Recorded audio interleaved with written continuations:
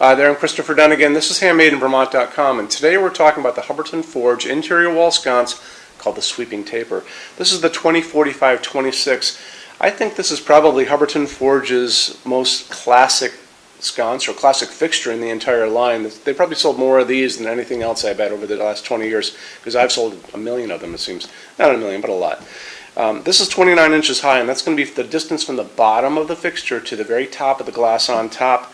4 inches wide with a projection of 6.4 inches out, and you have a couple things going on here. So let's get into mounting height. 18.4 inches from the bottom to the center of the electrical outlet box, and then you also, just because sometimes some of you guys want to know the distance from the top of the glass to the middle of the box, is 10.75, and that comes up once in a while. Don't know why, but it does.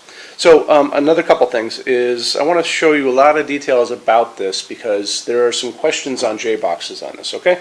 So how we're going to do that is we're going to look at the install instruction sheets. These are the papers that are going to be in the box when you get this, and how we're going to look at them right now is if you're on the page for this, look over on the right-hand side of your screen, and the red tab's over there. Don't look over there. Look over here. Look in the middle, you're going to see a link. It's going to say, click here for installations instructions PDF. So there's a link to a PDF. Open that up for me. So you're going to notice a couple things. And also when you look at the photograph of this, you're going to notice that it's going to say that you can mount it two different ways. So you can use both of these different kinds of junction boxes. Most of you are probably going to have this on the wall.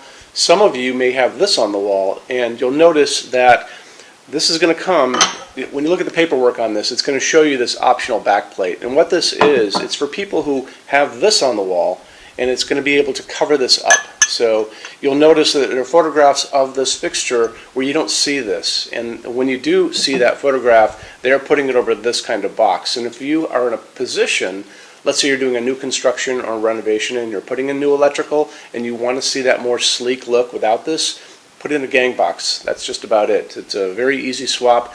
Hard to do if you already have your electric in.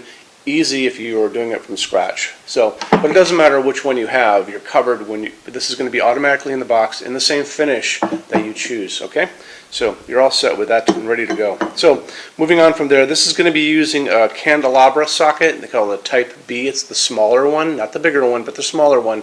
The recommended bulb for this is going to be a G16. So think of like girl 16. That's one way of saying it. So, and it's really, G means globe. And if you're going to do an LED in this, and you can do an LED with no problem, I think it's going to be a G16 and a half, just because the 16 is really the size of the bulb. So LED probably has a driver on the bottom, just making it a little tiny bit bigger. If you're going to be doing an incandescent, and that's what this guy is, you're going to be limited to a 60-watt bulb because of the heat generated by an incandescent. If you do an LED, technically there's no limit as far as electricity goes or heat because they don't generate much or use much electricity, but most of those G16s are probably going to max out about 60-watt equivalent. If you can find one out there, let me know. I would love to see if one out there is more than that. If you can find a 75 or 100-watt equivalent, you might be able to too. That would be pretty cool.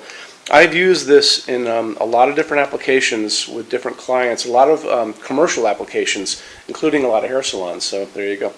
Okay, moving on from there, why don't we move into glass on this. It's going to be using Hubbardton Forge's opal glass. So opal is a beautiful, it's white glass. It's a soft white. It looks a little misleading. A lot of people think it's just a white glass, but it's more than that. So the piece of glass is first blown clear, then they blow a second layer of white inside of that, and then they sandblast the outside. So it's technically a really hard piece of glass to make, and it just has a beautiful glow to it, a soft glow. Okay, metal finishes, again, really important to talk about. If you're on the page for this on our site, you'll notice all the red tabs over on the left, and one of those is going to be a finishes help guide.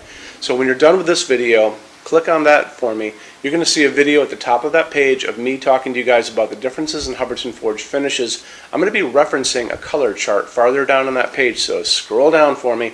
You'll see the chart of all the finishes you can get this in. And it's really important that you watch the video, use the chart, and you're really going to understand how this fixture, because it has heavy forging on it, and I'll be talking about that in the video, is really important for you to see. When you're done with the video and you're done with all that, come back down to that chart. You can click on any of those pictures: dark smoke, burnished steel, natural iron, bigger window is going to pop up and show you lots of samples of different things in that finish. So you get a really good broad view of Hubbardton Forge finishes and things in the finish. Really good for you. Okay? So we have this on display on the first floor of our showroom. We have over 350 Hubbardton Forge fixtures on display. We have a What's on Display page on our website. It's back in the red tabs. A lot of good information over there for you. So take advantage of a lot of stuff over there. Again, so we have a What's on Display page. We also have a clearance center here too. So clearance center stuff is 75% off MSRP. It's returns, discontinued things in showroom samples. Amazing deal for you. You guys have to come here to use it. Really important that you know that. And in addition to that, if you guys are going to be visiting us, do me a favor, measure a lot of stuff. So measure your ceiling heights, measure distances between electrical boxes over kitchen islands, measure the size of the island and kitchen tables and dining tables and all that good stuff. If you have an iPad laying around, take pictures. Love to see iPads that have pictures of all your projects on it. We can look at everything you guys are doing. You can bring that in and we can look at it together. Bring a good size SUV because the clearance boxes tend to be on the larger side because they are set up for shipping, don't forget, so they're padded inside. Okay? When you buy your Hubbardton Forge fixtures from HandmadeInVermont.com, shipping is free to every state except Alaska and Hawaii. No tax if we ship out of the state of Vermont, and we are the only dealer with 90-day returns and no restocking fees. No one else does that. Some larger items, that's generally big things on pallets, and custom things are non-returnable. We'll always tell you that on the page for it, so keep your eye out for that. And we also offer rush programs. So Hubbardton Forge doesn't stock anything. Takes generally about 3 to 4 weeks to get product out.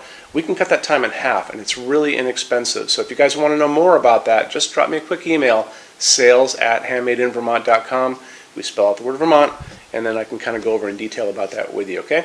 So I'm here every day except Sunday from 10 a.m. to 6 p.m. Eastern Time. You can call me at 802-446-2400. Showroom's open every day except Sunday from 11 to 6, and we would love to see you, okay? Thanks for stopping in today, and we'll talk to you guys soon. Take care. Bye-bye.